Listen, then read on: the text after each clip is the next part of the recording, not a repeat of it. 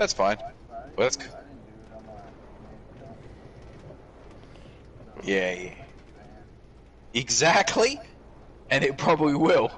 But as long as I don't, yeah, smart. But yeah, dude, once you buy everything, like once you go, oh cool, I've got an infinite amount of money and I can buy everything in the game. What's the point of playing? True.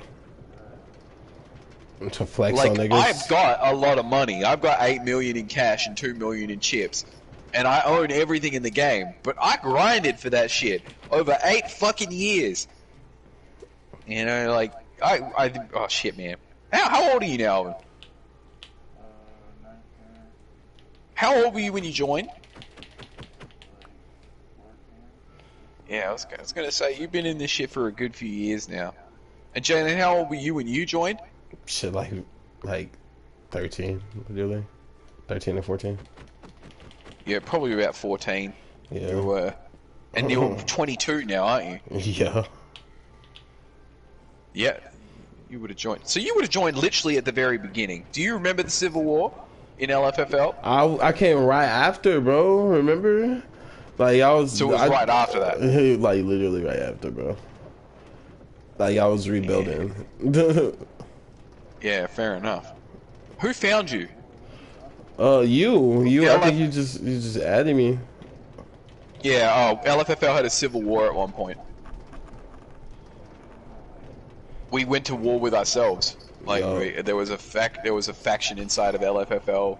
See, this is a good few years ago now. We're talking like 7-ish years ago. And when LFFL started, this was just me and my guys over in West Australia, the mother chapter. We were just playing a game, you know. We already called ourselves a loss. I only liked the loss because I thought that they were cool in the sense of how they approached business. They were all drug fucked. They were all degenerates, but they were criminals and they knew what they were. And I had respect for that. So I was like, cool.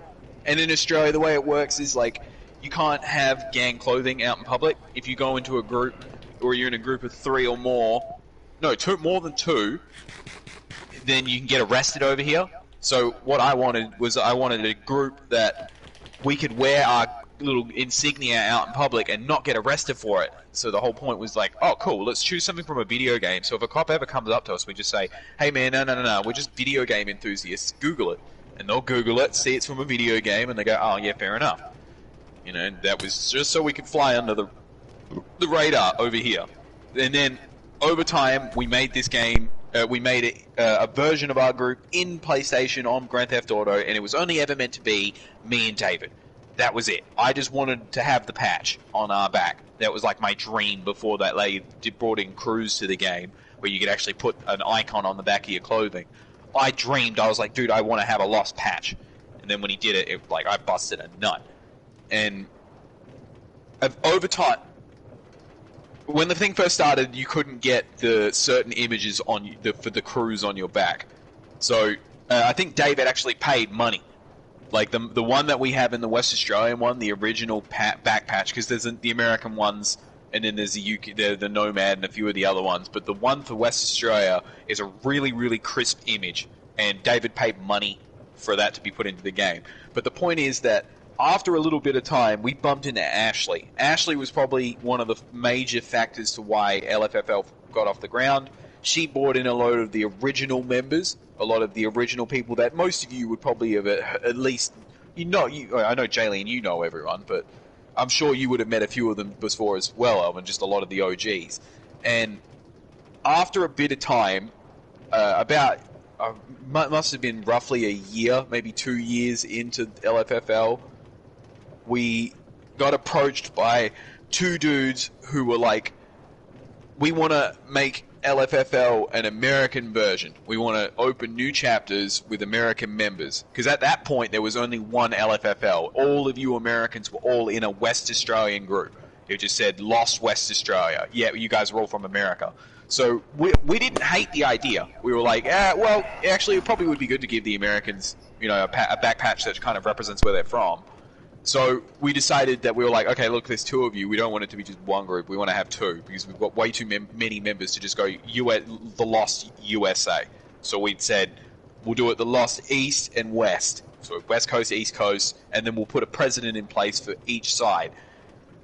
one of those two dudes, basically the game's the ones in charge of the East Coast, and one of the guys that we had that was very central in the group at the time, who's not in the group anymore, we were like, yeah, he should be the president of the West. What happened was, over time, we weren't selective about who we let in. We weren't selective about age brackets. We weren't selective about a lot of different things that we were really just kind of like letting people in and just seeing how it went. And then if it went bad, you kind of remove them. But there was no set standard. There was no like, we're all on the same page about this sort of shit. So after a bit of time, after about 2 years, when this happened, there was about 3 members that were already very tight in the group that were kind of central, that everyone liked playing with. And we do remember this is at a period of time where we're all primarily playing Grand Theft Auto, and we're pretty much playing it every day. We're always rolling at least 8 deep in GTA. So, and it was always a changing 8. If there was probably be about 15 of us, if there was like, or if all the very regular people were all happened to be on at the same time. And after about 2 years, 3 of the very central members and about 3 more new people who had just kind of been just brought in. One of them was this girl, Maddie. And Maddie was like, I swear she was like a key instrument to it. Like, you got a girl and they're very, very easy to influence guys. And by the very end of the day, there was about 10 people. And one of these people in the group was this guy called Alex. Alex was a very, very central member. He was like someone that everyone knew, everyone liked. Ashley, who was the one that made the thing, about Alex, it was her best friend. Alex was her best friend. I think his name was Purple Crayon or something like that in the game, or Blue Crayon. And I remember telling him that I was pretty sure that there was a group within the group, so a separate verge, like a little kind of faction of LFFL that was just completely different, a subsect of us.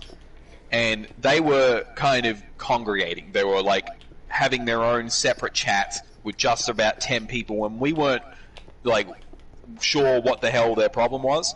After a while, I spoke to Alex about it, and I was like, dude, because I didn't know he was actually part of it. He was like part of that 10 group squad, and I'd said, dude, you know, like, I don't get what's going on. Can't really see what... And I kind of just told him the whole situation, and he was like, oh, okay. Not realizing he was secretly going back to them and telling them what to do. So what they did was... their whole problem was that they didn't like that LFFL was controlled from West Australia. They thought that they should have more freedom and they shouldn't have central leadership. And the point of central leadership is that so that this group cannot be utilized for anything bad. Like... you guys are all younger, and I'm not saying because you're younger that you're more influenceable, but like, it's good for you to guys have someone in charge that you trust, and that we've always been there, and we've never tried to do anything but try and have everyone else's best interest at heart. You know, we've never asked anything from you, and both of you have a patch. Both of you have a hand-stitched patch that we had specifically made for you. We never asked anything from it, you know, like... And that was not the point, but the point is that, like, it's supposed to be, we're family. So these guys didn't want the central leadership being controlled by West Australia. And they, in a lot of cases, a lot of the main dudes that ran against it specifically didn't like me. They didn't like me at all. One of those guys was that guy we set up who was in charge of the West chapter. He was the president of all of that. He didn't like me because I had said some shit about religion, and I was like, you know, shit, dude, you know, you gotta be willing to talk about this sort of stuff. You can't just put up a brick wall. And what they did was, to start with, they tried to take our group, because we had about 80 people that were very loosely in LFFL at that point, and then when we said we're going to do a USA East and West, we started recruiting large scale, and the USA West one, the one that was the guy who defected, his one must have had about 150 people who had been kind of like regularly joining and bringing in other people. What they'd originally started by trying to do was they wanted to try and see if they could change the name of the group and just steal all of our members, so with overnight, so that they wouldn't know what was going on and they didn't know the leadership has changed. But then when they realized they couldn't do that, they just deleted the group. So overnight we lost 150 people because we didn't have a registry at that point. You know, we didn't have any way of knowing who was in the group. So a lot of these people just assumed that the group disappeared, and it was like a loss of a lot of people. So that was a pretty big kick in the nuts. When this all happened, I remember saying to my guys over here, I'm like, this is too much. This is like, I just wanted to play a video game. This is getting too real. You know, I don't want to have the stresses of this shit when we're just playing Grand Theft Auto. It's not worth it. And had to speak to a lot of members. I remember saying to Ashley, thinking that Ashley was going to lose her shit when this was going to go down. I thought Ashley was going to go and join them, but she was the most angry.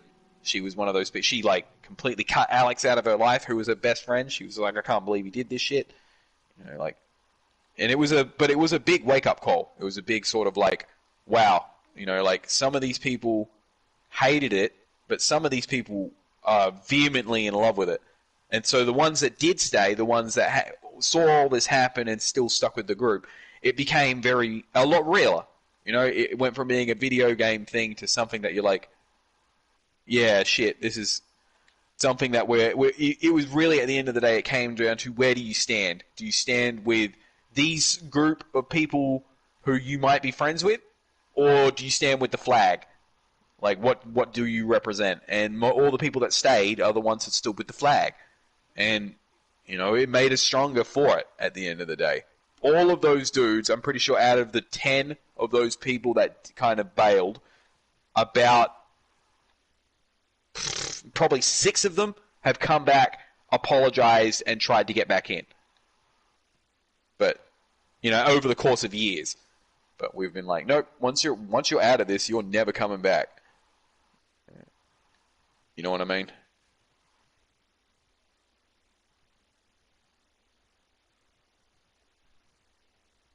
But yeah, it was a fucking hectic period of time. The only reason we didn't pull away from it was because when I told the guys in charge, or the guys who would replace the guys in charge, that I was like, oh, look, I'm thinking about stepping away, they were like, look, if West Australia doesn't control it anymore, we're still going to keep going without you.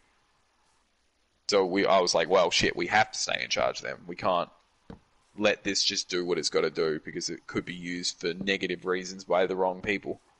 And if we're not controlling who's coming in and out, then, you know, I don't want to sound like a dick, but I've got a standard when it comes to people. And you should feel proud, because you both meet that standard. And I have got redonkulously high standards. I am not friendly. I am quite rude to people that I do not like, or that I don't know. Like, I do not believe people are worth the effort. But those few people like you two, you know, you guys get a side of me that not even my family get. You get to have me be open and honest, and, you know, like, I give a shit about you guys. You know what I mean? I don't give a shit about too many things. Yeah. Close your app. Try it again.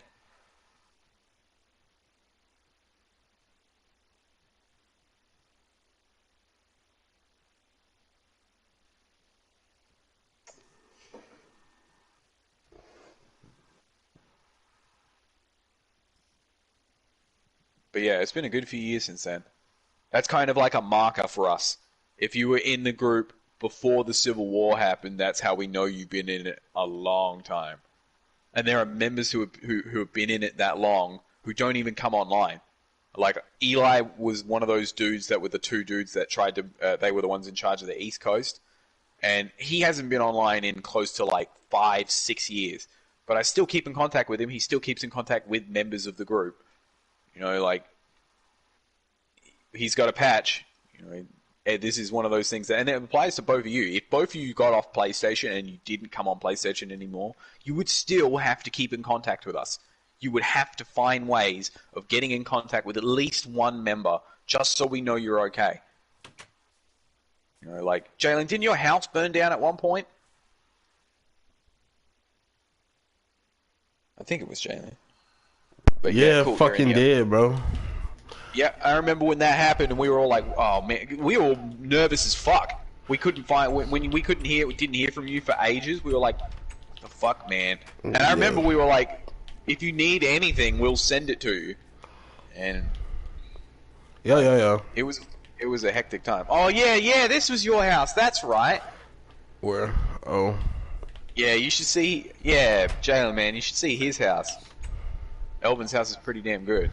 I forgot this was where you were making it. I knew someone was making it over here. I just forgot who. That's right. You were only in the realm the other day.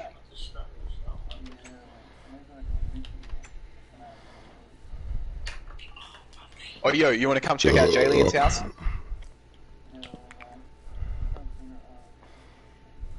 Oh, it's this way. Oh, no, wait, no, hold on. Yeah, that's the way. You're going the right way. Okay, we'll take a shortcut to get there. We've got to go east, so in a straight line this way. Yeah, oh, wait, hold on. What helmet do you have on? Do you not have an ultra helmet? Oh, yeah, shit, you don't. Let me think, man. There's got to be... Oh, man, there's got to be someone that we knew that came in here that had an ultra helmet that I can fucking get back to come on. Because there are none left, and it would really be good to give you one. Okay, look. I think there might be one emergency spare, and I'll go get it for you. But, like, if push it comes to shove, and I ever need... Oh, man. I'm just gonna assume the best. Okay.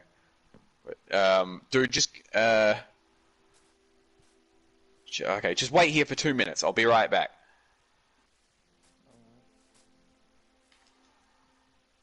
Because you remember, you shouldn't be walking around without one of those helmets on. It's such a shame we can't make more.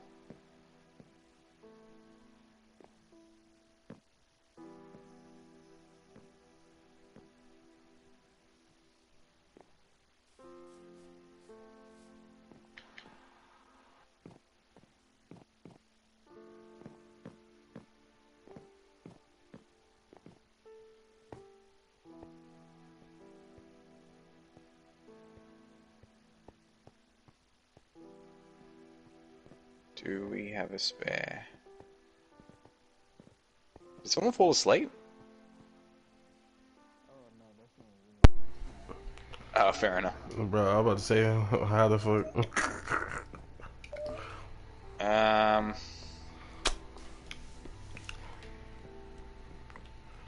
Shoddy Oddy. Which are down.